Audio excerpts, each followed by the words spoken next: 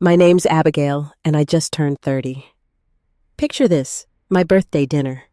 My favorite restaurant, glowing with fairy lights. My husband James, laughing beside me. My family all around. I'm soaking in the love, thinking this night's perfect. Then my sister Clara stands. Her glass raised, her smile sharp enough to cut. She announces she's pregnant, and James is the father. The room goes silent, every eye on me, waiting for me to break. Have you ever felt your world flip upside down in one moment? I'm sharing how I faced that night, and I'd love to know where you're watching from. Hit like, subscribe, and let's dive into this story together. I stood in the restaurant bathroom, the hum of the vent overhead, drowning out the chatter from the dining room. My hands gripped the cold porcelain sink, my reflection staring back pale and unsteady. Clara leaned against the tiled wall, arms crossed, her lips curled in a way that made my stomach twist. I'd pulled her in here to understand, to hear some kind of explanation for her announcement, but her eyes gleamed with something cruel, like she'd been waiting for this moment.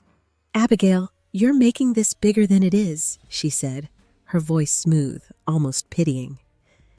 "James came to me. He needed someone who actually listens." I swallowed hard, my throat tight.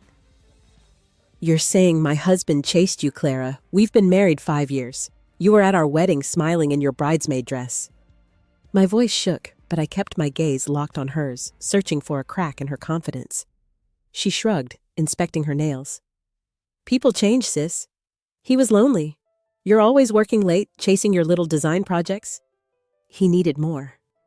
Her words hit like a slap, each one digging into the insecurities I'd buried. I thought back to the late nights at my graphic design firm, the deadlines I'd taken to prove myself, the quiet dinners where James and I barely spoke. Had I missed something? But no, this wasn't on me. This was Clara, my little sister, who'd always wanted what I had. My scholarship, my friends, my life. "Lonely doesn't mean he gets to do this," I said, stepping closer. "And you think it's okay to stand up in front of our family and announce you're carrying his kid? What's wrong with you?" Clara laughed, sharp and cold. "What's wrong with me? I'm just honest. You should thank me for waking you up." She pushed off the wall, her heels clicking as she moved toward the door. "Go talk to James. See what he says." The door swung shut behind her, leaving me alone with the echo of her words. My chest felt heavy, like I couldn't get enough air. I pressed my palms against my eyes, trying to steady myself. But all I could see was Clara's smirk. James's silence at the table, the way he wouldn't meet my gaze when she made her announcement. I needed answers, not her twisted version of the truth. Back at the table, the mood was a mess. Mom was chatting loudly with our aunt, pretending nothing had happened, while our cousins whispered their glances darting my way. James sat slumped, pushing a piece of steak around his plate. I slid into my seat, my heart pounding, and leaned close to him. "James," I said, keeping my voice low. "What the hell is going on? Did you know she was going to say that?" He flinched, his fork clattering against the plate. "Abigail, it's not... I didn't know she'd do that." His eyes flicked up then away, like he couldn't hold the weight of my stare. "She's exaggerating. It's not what you think." "Not what I think," I hissed, leaning closer. "She just told everyone she's pregnant with your child. What am I supposed to think?" He rubbed his face, his voice barely above a whisper. "We talked a lot, okay? She was there when you weren't. But I didn't." "It's not like that." His words were a punch to the gut. "Talked a lot. When I wasn't there, I thought of the evenings I'd come home exhausted. James on the couch, scrolling his phone, saying everything was fine. Had he been texting her? Meeting her? My mind spiraled, piecing together moments I'd overlooked. Clara stopping by our house unannounced, her lingering hugs with James, the way she'd laughed too loud at his jokes. Before I could press him, My brother Ethan caught my eye from across the table. He was frowning, his jaw tight, like he'd overheard something. He jerked his head toward the hallway, and I excused myself, my legs shaky as I followed him. "Abby," he said once we were out of earshot. I heard Clara talking to Cousin Leah. "She's acting like she's won some kind of game. Said you don't deserve James." His voice was low, angry. "She's been at your place a lot lately, hasn't she?" "More than normal." I nodded, my mouth dry. "Yeah. She'd show up with coffee, say she was just checking in. I thought she was being sweet." The memory felt sour now, her smiles fake, her visits calculated. Ethan's eyes narrowed. "I don't buy her story. She's always been jealous of you. Remember when she tried to take credit for your art project in high school? This feels like that, but worse." His words stirred something in me, a flicker of clarity through the fog of hurt. Clara's jealousy wasn't new. She'd always wanted to outshine me, to prove she was better. But this was a new low, even for her. I thanked Ethan, my mind racing, and headed back to the table, determined to keep my cool until I could figure out what was really going on. As I sat down, my best friend Rachel leaned over, her voice soft. "You okay? You don't have to stay here, you know. We can leave." I shook my head, forcing a small smile. "I'm not running. Not yet." But inside, I was unraveling the weight of Clara's words, James's vague excuses, and the eyes of my family pressing in. I needed to know the truth, and I wasn't going to let Clara's smugness or James's cowardice stop me. The restaurant buzzed around me, but it felt like I was underwater. Sounds muffled my pulse, loud in my ears. I sat back down, Rachel's worried glance steadying me, but my eyes kept drifting to James's jacket slung over his chair. Something about his fidgeting earlier, the way he'd patted his pocket, stuck with me. While Mom droned on about her garden club to distract everyone, I reached for my purse, letting my fingers brush the jacket's lining. There in the inner pocket was a folded scrap of paper. I slipped it out, my hands trembling, and unfolded it under the table. Clara's handwriting stared back at me, her loopy cursive unmistakable. "Meet me tomorrow. We'll make it happen soon," it read, dated 3 months ago, right before our last anniversary. My breath caught a sharp pain slicing through my chest. What was this, a plan for what? The words blurred as my mind raced, conjuring images of secret meetings, whispered promises behind my back. Rachel nudged me, her voice a whisper. "Abby, what's wrong? You look like you saw a ghost." I passed her the note, my fingers cold. She scanned it, her jaw tightening, and leaned closer. "This is bad. I didn't want to say earlier, but Clara's been weird for weeks. She kept asking me about your schedule, saying she wanted to surprise you. I thought it was for your birthday." Her words hit hard, each one a brick in the wall of doubt building around me. "Clara, planning a surprise? Or planning this?" I glanced at her across the table, laughing with our cousin Leah, her ease a stark contrast to the chaos she'd unleashed. How could she sit there acting like she hadn't just torn my life apart? I shoved the note into my pocket, my resolve hardening. I needed more than James's half answers and Clara's taunts. As I tried to focus on the table, my phone buzzed. A text from Ethan checked Clara's social media. She's been posting about big changes for months. Shady. I opened her profile, scrolling past selfies and vague quotes. One post from 2 months back caught my eye, a photo of her at our favorite coffee shop, the one James and I used to visit, with the caption, "New beginnings start with a spark." My stomach churned. Had she been there with him? The table conversation shifted, and I caught Mom's voice, sharp and defensive, talking to Aunt Marie. "Abigail's just upset. Clara's emotional right now with the baby. She doesn't mean any harm." My fork froze halfway to my mouth.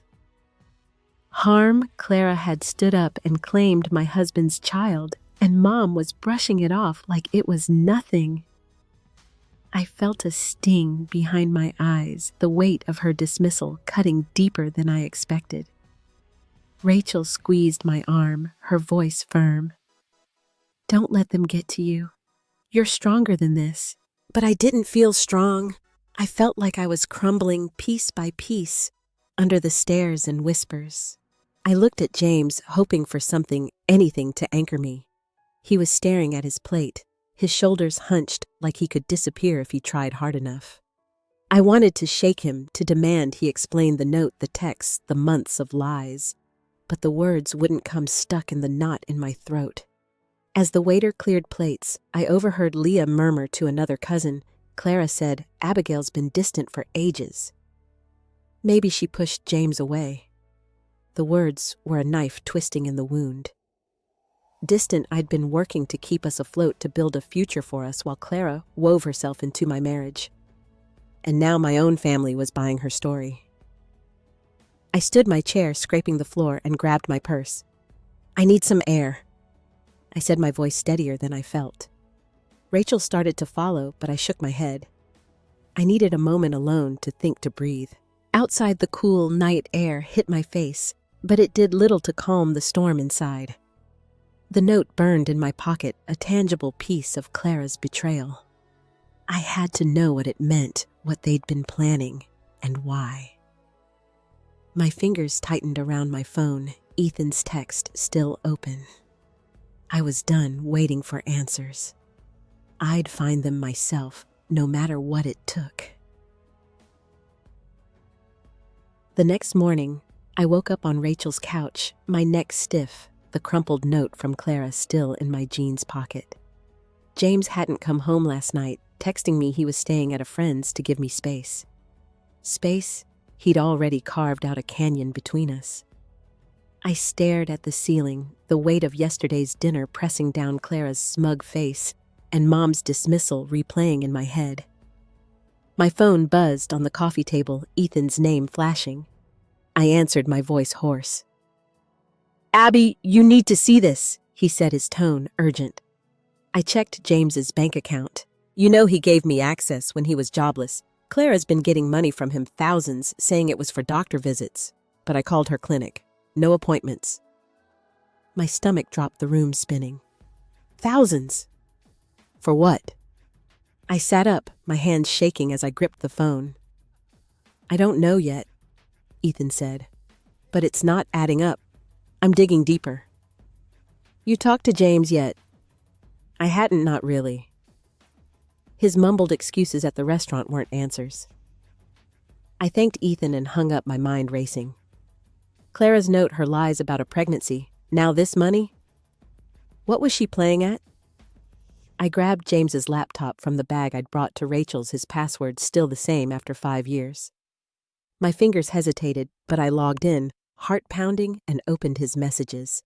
There they were, months of texts between him and Clara, glowing in the dim light of Rachel's living room.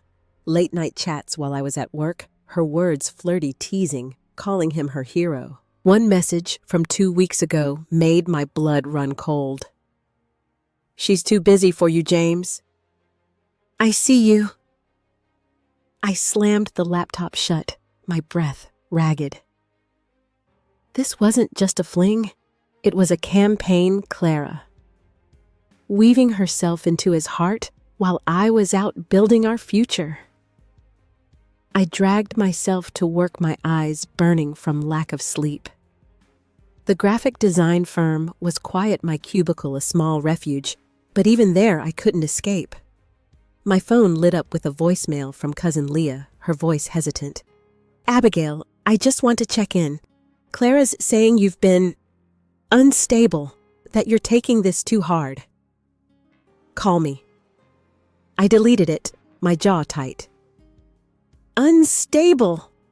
Clara was spinning a story, and my own family was eating it up. At my desk, I tried to focus on a client's logo, but my hands trembled over the mouse. Harper, my coworker, noticed, setting a coffee on my desk. "You look like hell, Abby," she said, her voice gentle. "Want to talk?" I shook my head, but her kindness cracked something in me. "It's my sister," I said, my voice low. She's trying to ruin my life." I didn't spill everything, but Harper nodded, her eyes soft. "Been there," she said.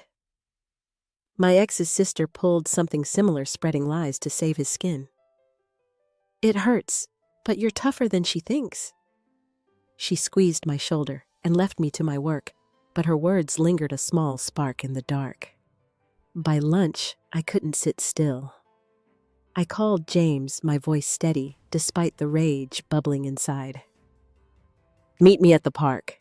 Now, we're talking, no excuses.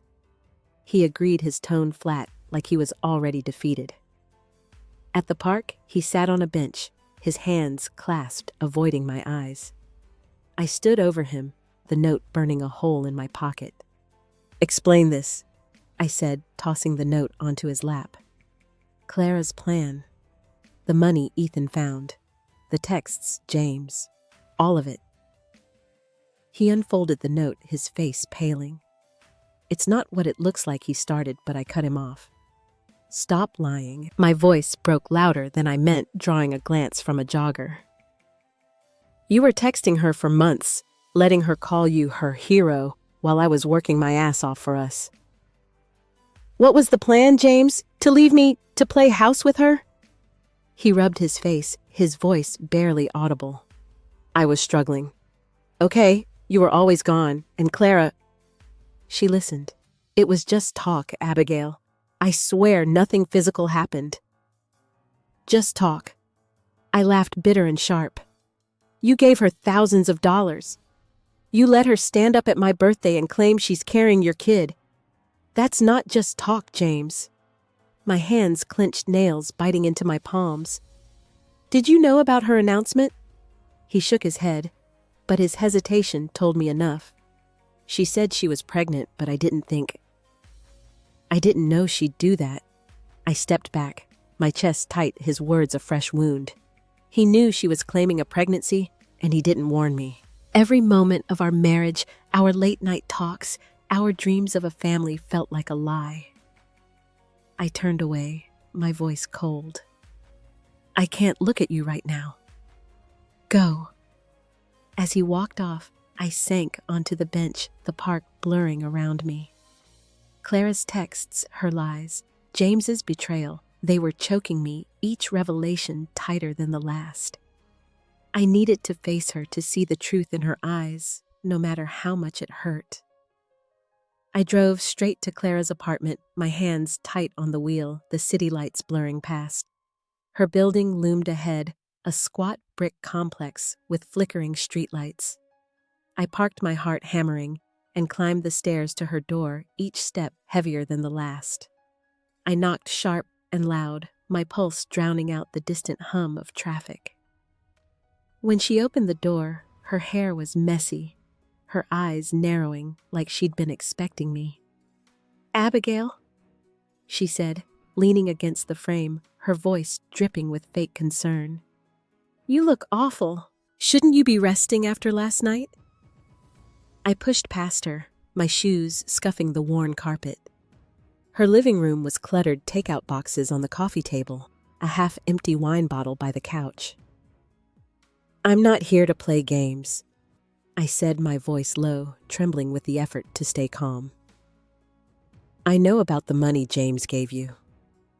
Ethan checked. No doctor visits Clara. What did you do with it? Her lips twitched, a flicker of unease crossing her face before she masked it with a laugh. Wow, you're really spiraling, aren't you? It was for personal stuff. James wanted to help. Why don't you ask him? I did, I snapped, stepping closer. He says you two just talked. But I saw your texts, Clara. You were all over him, calling him your hero, while I was working late. And that note about your plan, what was it, to humiliate me in front of everyone? She crossed her arms, her smile cold. You're so dramatic. Always the victim, huh?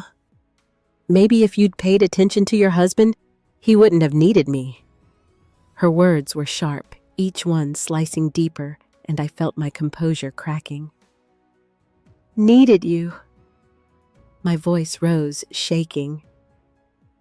You're my sister. You were supposed to have my back, not stab it. Why, Clara? Why do this to me? She shrugged, turning to grab a glass from the counter, her nonchalance infuriating. You've always had it all, Abigail. The perfect job, the perfect marriage, Mom's pride. I was tired of being your shadow. James was easy. He was hurting, and I was there. That's it. Her words hit like a fist, the casual cruelty stealing my breath. I wanted to scream, to shake her until she took it back, but I stood frozen, my hands clenched. That's when I noticed a stack of papers on her table, a corner of a photo peeking out. I stepped forward, my fingers brushing the edge before she could stop me. It was an ultrasound.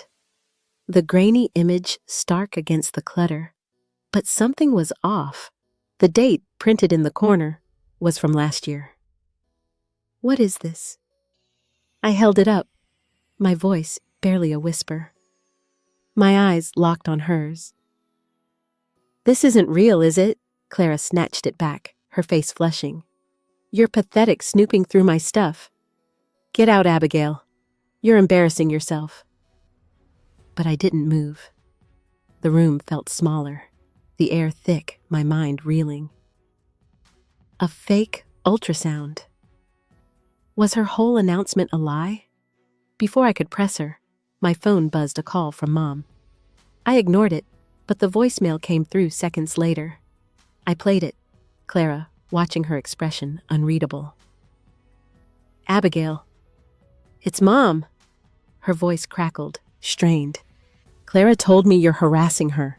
You need to stop this. She's pregnant and you're making it worse. Come to the restaurant tonight. We're all meeting to talk this out. Please. The message ended and I felt the ground tilt beneath me, harassing her. Clara had spun another lie, and Mom believed it without question. I looked at Clara, her smirk barely hidden, and felt a surge of rage mixed with something heavier grief. My own mother choosing her over me after everything. You're disgusting, I said, my voice breaking, and stormed out the ultrasound's date burned into my mind. In my car, I gripped the steering wheel, tears stinging my eyes. I didn't want to go to that restaurant to face their judgment, but I knew Clara was counting on me to break. And they were all waiting, ready to believe her story over mine. I pulled into the restaurant parking lot, my hands trembling on the steering wheel, the fake ultrasound's date looping in my mind like a broken record. The same place as my birthday dinner, now a battlefield. Clara had called this family meeting, and Mom's voicemail echoed in my ears, her words sharp. Stop harassing Clara. My chest felt like it was caving in, but I straightened my shoulders and stepped out the evening air, cool against my flushed skin. I wasn't here to beg. I was here to face them. Inside, the dining room was dimly lit, the same fairy lights from my birthday, now feeling mocking. My family sat at a long table, faces tense. Clara was at the head, her posture regal, like she'd already won. James slouched beside her, his eyes fixed on the tablecloth. Mom, Ethan, Aunt Marie, and a few cousins filled the seats, their whispers halting as I walked in. Rachel wasn't here. She'd texted she was stuck at work, but her absence stung like one less ally in this war.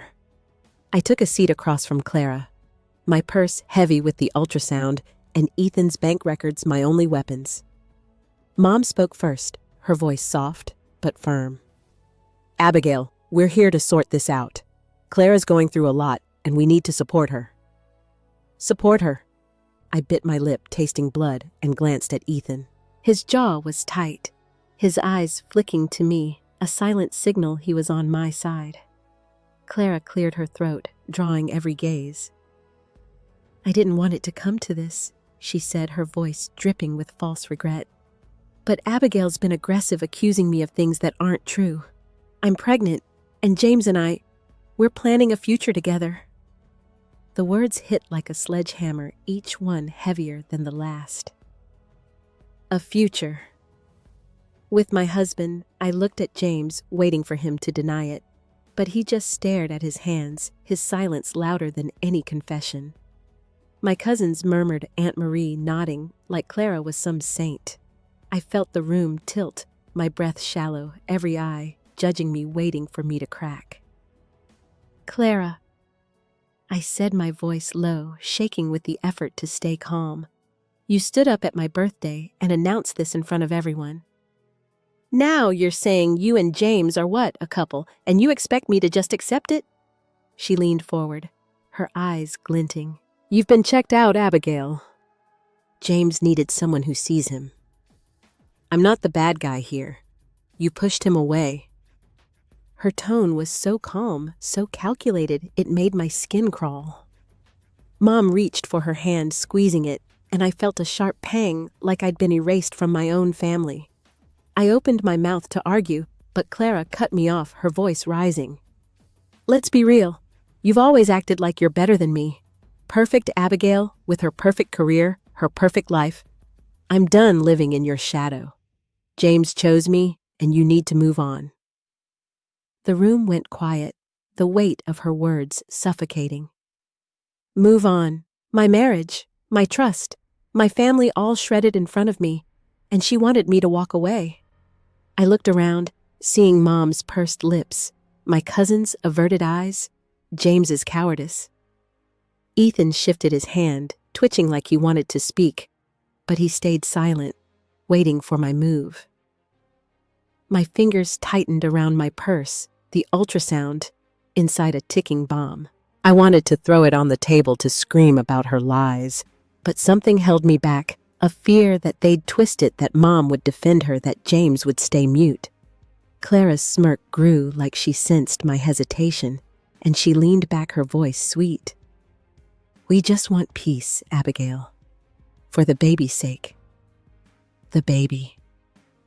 That word snapped something inside me, a raw, jagged edge of pain. I stood my chair, scraping my voice louder than I meant. "Peace?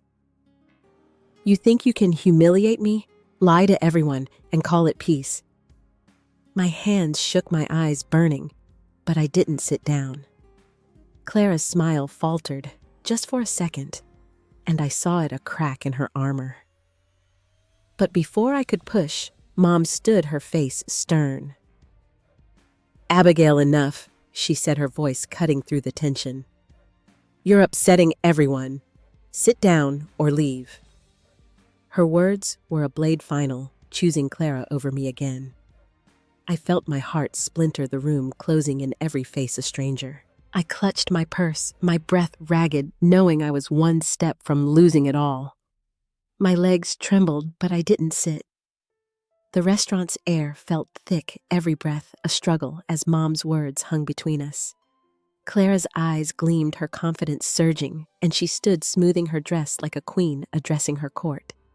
"Abigail," she said, her voice loud enough for the whole table to hear, "you're making a scene. Nobody wants this. Just let us be happy." Her hand rested on James's shoulder, possessive, and he didn't flinch, didn't pull away.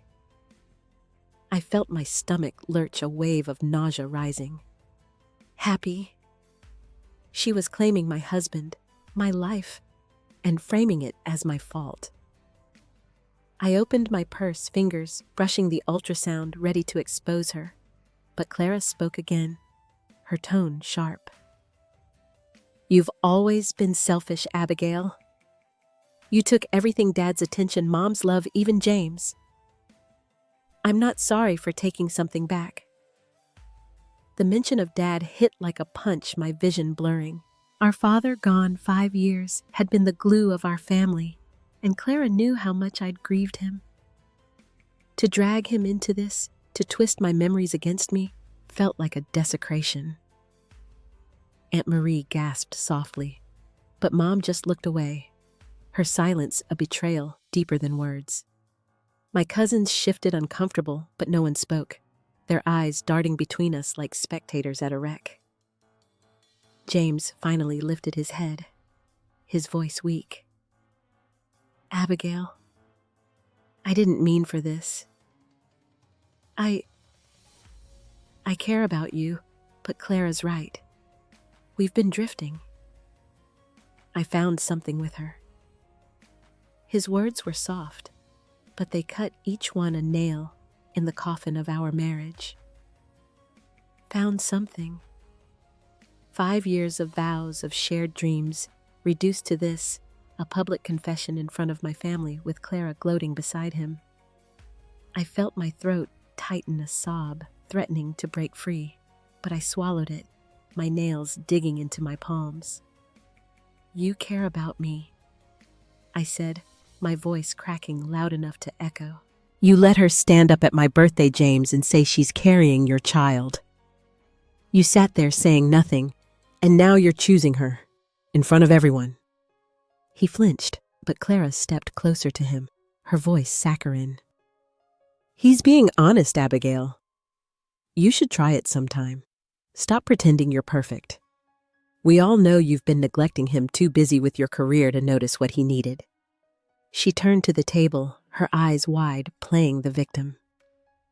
I didn't want to hurt anyone, but I love him, and he loves me. The word love was a blade twisting in my chest. I looked around, searching for one face, one voice to anchor me, but Mom was staring at her napkin. Ethan's fists were clenched but silent, and my cousins whispered to each other, their pity stinging worse than scorn. I was alone, exposed, my pain laid bare for Clara to dissect. She'd orchestrated this, every word a calculated move to break me, and it was working. I clutched the ultrasound in my purse, my last card, but doubt flooded me. What if they didn't believe me? What if Clara spun? It made me look crazier. My heart pounded, my breath shallow as she continued, her voice rising. We're starting a family, Abigail. You can't change that. Let go for once in your life and stop making this about you. The room spun her words, a tidal wave drowning me. A family. With my husband, my sister, while I stood here, humiliated, my life unraveling in front of everyone I loved. I felt my knees buckle, my hands gripping the table to stay upright, every ounce of strength draining away. I was shattering, and Clara was watching, waiting for the final crack. My hands shook against the table, Clara's voice still ringing in my ears, her claim of a family with James slicing through me. The restaurant's lights blurred every face, a shadow of judgment, but something shifted inside, a spark flaring in the wreckage of my heart. I wasn't going to crumble, not here, not for her. I straightened, my voice steady, despite the storm within. Clara, I said loud enough for the table to hear, you're lying. The room froze, forks clinking against plates, my cousin's whispers dying out. Clara's smirk faltered, her eyes narrowing, but I didn't stop. I pulled the ultrasound from my purse, holding it up, my finger steady now.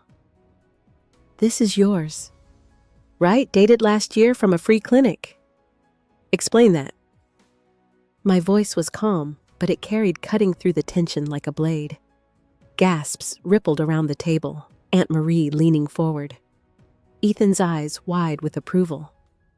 Clara's face flushed, her mouth opening, but I kept going, pulling out the fertility test results, the paper trembling slightly in my hand. And this James's test from his checkup last month. He can't have kids. So, whose baby is it, Clara? Or is there even a baby?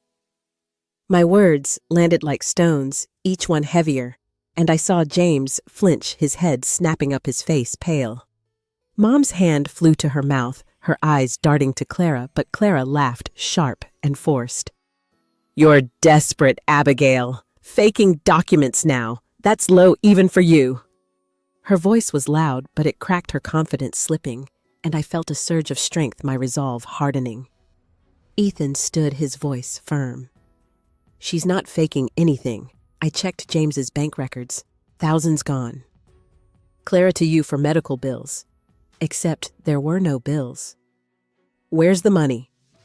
He tossed a printed statement onto the table, the numbers stark against the white paper, and the room erupted in murmurs, my cousins leaning in their doubt, shifting toward Clara. I locked eyes with her, my heart pounding, but my voice steady. You wanted to break me, Clara. You planned this, didn't you? The announcement, the lies, this whole show. But I'm not the one running. Her smirk was gone, her hands clenching, and for the first time, I saw fear in her eyes. Mom's voice broke through, shaky. Abigail, Clara, please let's talk this out. But I shook my head, my gaze never leaving Clara.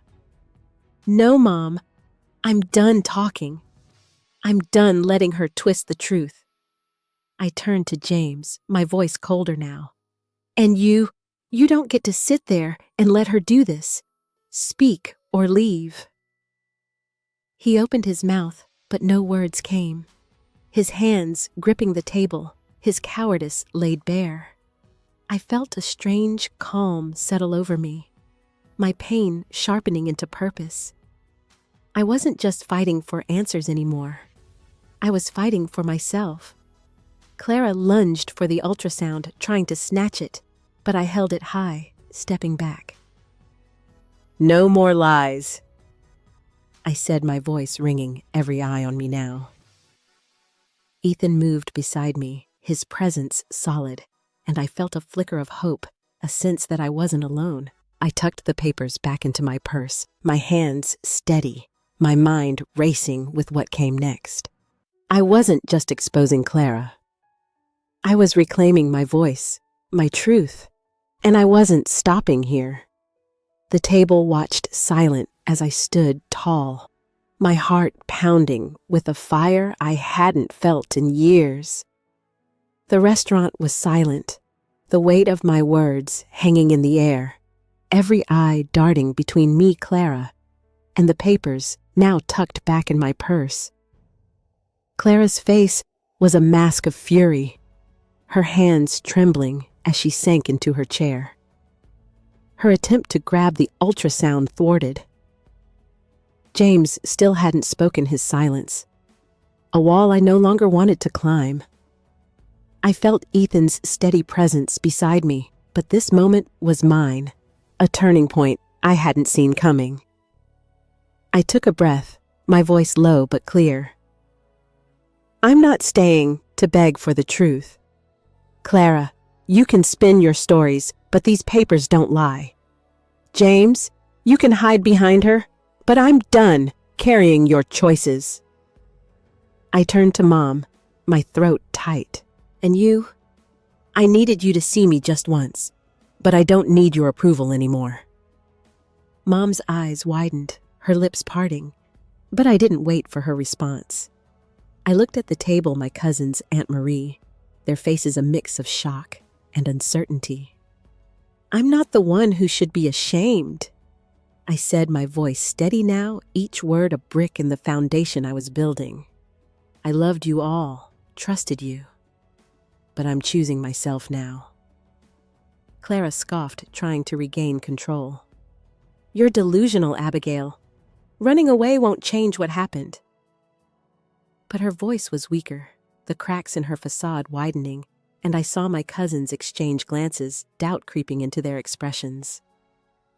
I ignored her, turning to James one last time. You need to leave our house tonight. I don't care where you go, but we're done.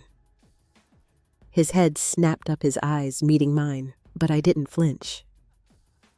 For the first time, I saw him clearly, not the man I'd married, but someone who'd let me drown to save himself. I felt a weight lift, the chains of our marriage loosening. Ethan touched my arm, his voice soft. Let's go, Abby. You've said enough. But I wasn't ready to walk away yet. I pulled out my phone, dialing a number I'd saved after Rachel's advice earlier that day. It rang twice before Lucas, her cousin, and a lawyer picked up. I stepped away from the table, keeping my voice low. Lucas, it's Abigail. I need your help. Divorce papers for James and I want to look into fraud charges against my sister. Can we meet tomorrow? His voice was calm, professional. Absolutely. I'll clear my morning. Bring everything you have. I thanked him, hanging up my hands, steady for the first time all night. Hiring Lucas wasn't just a legal move. It was a line in the sand, a declaration that I was done being a victim. I slipped my phone back into my purse, feeling the ultrasound and bank records inside, proof of the truth I'd fought to uncover. Back at the table, Clara was whispering to Mom, her voice urgent, but I didn't care. I caught Ethan's eye nodding slightly, and he stood grabbing his jacket. "I'm with you," he said, loud enough for everyone to hear, and the simple act of his loyalty sent a warmth through me, a reminder that I wasn't alone. As I moved toward the door, Aunt Marie called out, her voice hesitant. "Abigail, wait. Are you sure about this?" I paused, looking back at her at the table at the family I'd once thought unbreakable. "I've never been more sure," I said, my voice quiet but firm. "I'm not the one who broke this." I walked out, Ethan behind me, the cool night air hitting my face like a release. In the parking lot, I stopped, looking up at the stars, their light faint but steady. I felt raw, exposed, but there was a strength growing inside, quiet and unyielding.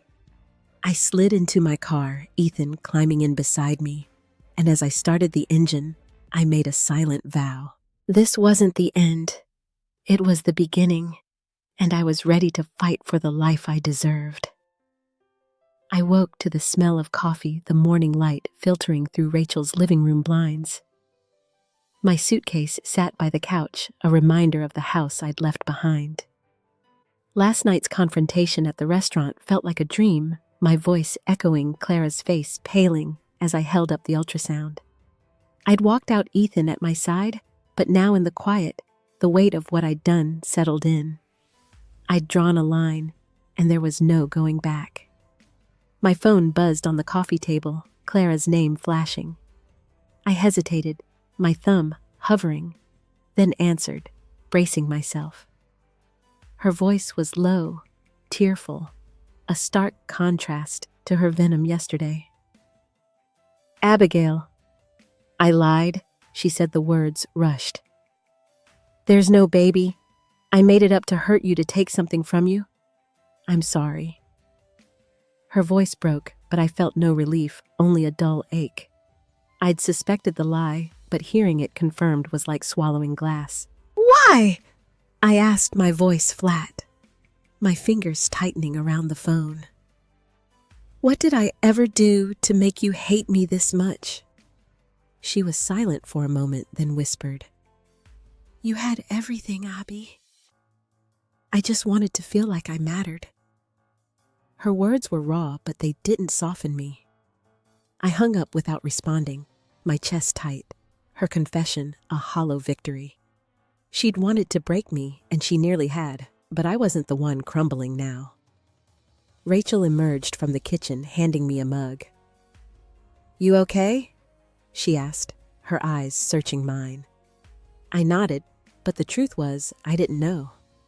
I'd exposed Clara, but the cost was my family, my marriage, my sense of home. I sipped the coffee, its warmth grounding me, and checked my email. A message from Lucas, my lawyer, confirmed our meeting today to start the divorce and explore fraud charges against Clara. It was real now, my decision carved in stone. By noon, I was at Lucas's office, a small space cluttered with law books and framed degrees. He listened as I laid out the ultrasound, the bank records, Clara's texts. "This is solid," he said, jotting notes, the fraud angle strong, especially with her admission on the phone. "Divorce-wise, James isn't contesting. He signed the initial papers this morning." His words were matter-of-fact, but they hit hard. James giving up without a fight felt like another betrayal, even if I'd wanted it.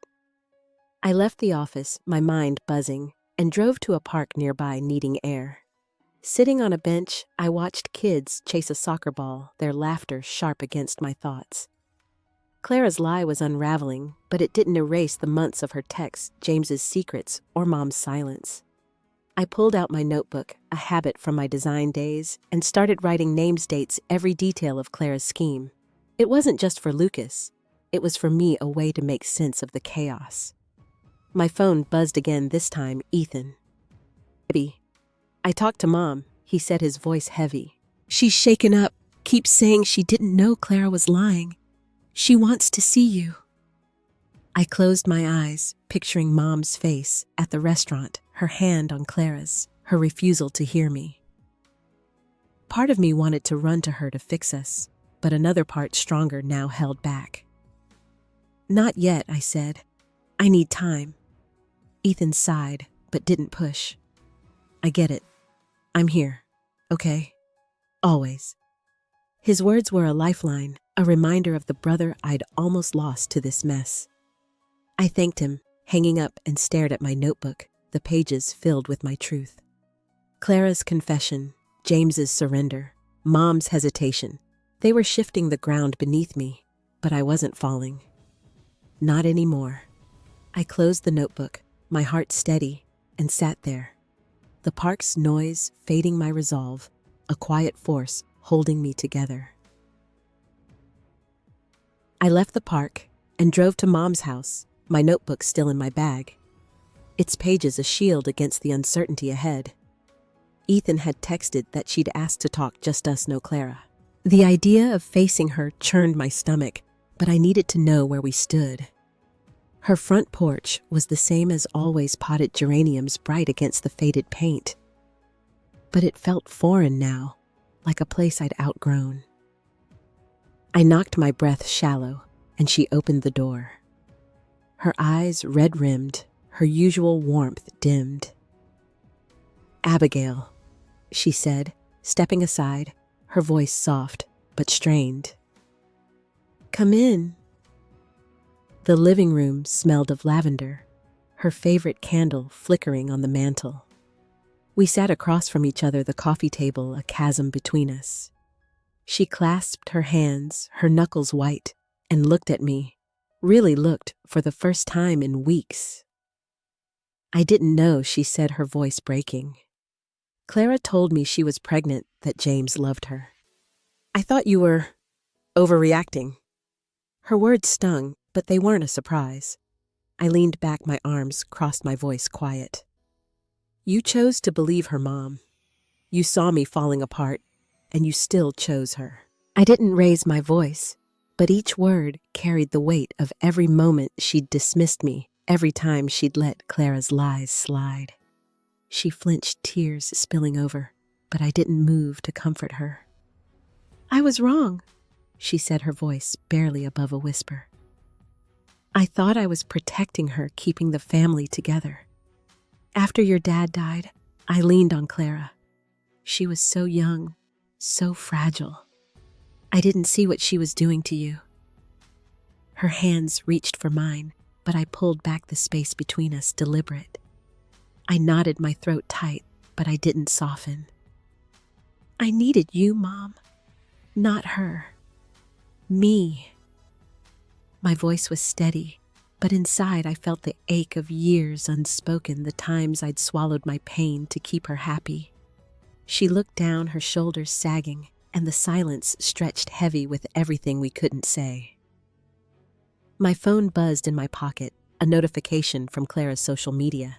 I opened it almost against my will, and saw her latest post, a vague quote about learning from mistakes, liked by distant relatives who didn't know the half of it. Comments poured in, some supportive, others calling her out, her lies unraveling in public.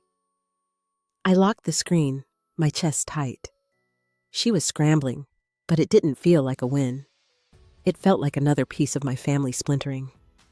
Mom spoke again, her voice hesitant. "What can I do, Abigail? I want to fix this." Her eyes searched mine, pleading, but I didn't have an answer. I stood smoothing my jacket, my movements slow, deliberate. "I don't know," I said, my voice low, "but I can't be here right now." I walked to the door, her soft sob following me, and stepped outside, the evening air, cool against my skin. In my car, I sat still, staring at the geraniums, their petals vivid in the dusk. Clara's lies were collapsing, James was gone, and Mom was reaching out, but none of it filled the hollow inside me. I'd fought for the truth, and I'd won, but the victory was quiet, tinged with loss. I started the engine, my hands steady, but my heart felt like it was sinking heavy with the cost of standing up. I drove away from Mom's house, the geraniums fading in my rear view, and headed north toward a cabin I'd rented for a weekend alone. The city gave way to winding roads, pine trees stretching into the dusk, their shadows soft against the sky. I'd packed light, just a bag, my sketchbook, and a need to breathe. After weeks of Clara's lies, James's betrayal, and Mom's regret, I craved silence, a place to hear my own thoughts without the noise of everyone else's. The cabin was small, tucked by a lake, its wooden walls creaking as I stepped inside. I dropped my bag and opened the windows, letting the cool air carry in the scent of water and earth. My phone stayed off its screen dark for the first time in days. I lit a fire in the stone hearth, the crackle of logs, a quiet companion, and sat on the floor, my sketchbook open in my lap. I hadn't drawn for myself in years, not since Clara mocked my paintings, calling them childish. But tonight, my pencil moved, tracing the curve of the lake outside the lines, bold, unapologetic. As the fire glowed, I started writing, not sketches, but words, a letter to myself. I poured out the hurt, not just Clara's announcement or James's silence, but the smaller wounds, the ones I'd carried longer. The way I'd dimmed my dreams to keep others comfortable, the times I'd smiled through Dad's absence to make Mom strong. Each sentence felt like peeling back a layer, exposing the raw, quiet strength beneath. I wrote until my hand ached, the pages filled with truths I'd never spoken. The next morning, I walked to the lake, the dawn mist curling over the water. I sat on a smooth rock, my bare feet brushing the damp grass, and opened my sketchbook again. This time, I drew a tree, its roots deep, its branches reaching a mirror of the woman I was becoming. I thought of Dad, his warm laugh, the way he'd nudge my paintbrush to add one more color. Clara had always resented how close we were, but I'd never seen her hate until now. I didn't forgive her, not yet, but I let go of the need to understand her. Her choices weren't mine to carry. I closed the sketchbook, my fingers tracing its worn cover, and felt a stillness settle in my chest. The lake rippled, reflecting the first rays of sun, and I breathed deep, the air clean, untainted by the chaos I'd left behind. I wasn't whole yet, but I was here alive, choosing myself in a way I never had. The thought of going back, of facing the world, didn't scare me anymore. I stood my shadow long across the grass and walked back to the cabin, my steps steady, my heart quiet. Back at the cabin, I packed my sketchbook, the pages heavier now with my drawings and words. The fire had died to embers, and I stood by the window watching the lake shimmer under a late afternoon sun. I felt different, not fixed, but steadier, like a house settling after a storm. My phone stayed off, but I knew I'd face the world soon. For now, I wanted this quiet, this moment where I was enough. I drove home to Rachel's, the city's hum, softer after the cabin's stillness. She'd left a note on the counter saying she'd be late, but there was a plate of cookies, her way of checking in. I smiled, grateful for her steady friendship, and sat at her small dining table, pulling out a box I'd brought from storage. Inside was a canvas one I'd painted with Dad years ago, a bright field of sunflowers under a wide sky. Clara had called it amateur, her laugh sharp, and I'd hidden it away, ashamed. Now I ran my fingers over the brushstrokes, Dad's voice echoing in my mind, telling me to keep creating, no matter who didn't see it. I hung the canvas on Rachel's wall, stepping back to look at it. The colors were bold, unpolished, but they were mine, a piece of me I'd buried too long. I thought of Ethan's community garden project, his text from yesterday, asking me to paint a mural. I'd hesitated, afraid my art wasn't enough, but now I texted him back just one word. Yes, it felt like a promise, not just to him, but to myself, to live louder than my doubts. That evening, Ethan came over, his grin wide as he saw the canvas. Dad would have loved this, he said, his voice soft, and we sat on Rachel's couch, sharing memories of him, the good ones, the ones Clara couldn't touch. We talked about the garden, how it had honored Dad's love for growing things, and I felt a warmth, a sense of family I thought I'd lost. Ethan hugged me before he left, his arms tight, and I didn't pull away, letting his strength anchor me. Alone again, I stood by the canvas, my eyes tracing the sunflowers. I wasn't the woman who'd sat at that birthday dinner, waiting for the world to make sense. I'd fought, lost, and found something new. A quiet power, not loud or vengeful, but mine. I turned off the lights, the room dark, except for a sliver of moonlight on the painting, and sat in the silence, my breath slow, my heart at rest, ready for whatever came next.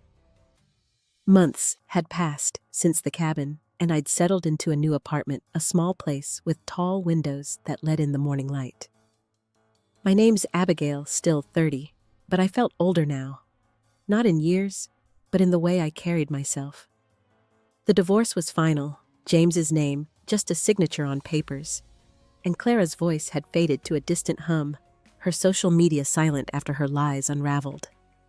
I'd found a rhythm, a quiet life built from the pieces I'd salvaged. Each morning, I woke early brewing coffee while the city stirred outside.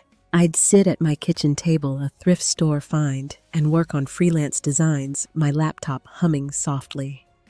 The projects were small logos for local cafes, flyers for community events, but they were mine, chosen on my terms. I'd stopped chasing deadlines that stole my sleep, learning to say no a word I'd rarely used before. It felt like reclaiming space, not just in my schedule, but in my soul. Weekends, I'd walk to the community garden Ethan had started, its rows of vegetables and flowers, a patchwork of hope. I'd painted a mural there, bold strokes of green and gold, my hands steady as I worked. The opening day had been bright kids running through the paths, neighbors laughing, Ethan's arm around my shoulders. A woman I didn't know approached, her eyes on the mural, and asked to buy a print of my work. I'd blinked, stunned, then nodded, my voice catching. It was my first sale, a quiet win, but it lit something inside me, a spark I hadn't felt in years. Mom came to the garden that day, her steps hesitant, her smile cautious. We'd been talking more short calls, careful steps toward something new. She didn't push, and I didn't rush, both of us learning the shape of this fragile bond. As she admired the mural, she touched my hand, her fingers warm, and said, "Your dad would be proud." I nodded, my throat tight, but didn't pull away. It wasn't forgiveness, not fully, but it was enough for now. Back at my apartment, I'd started a new habit, sitting by the window each evening with a notebook, not for designs, but for thoughts.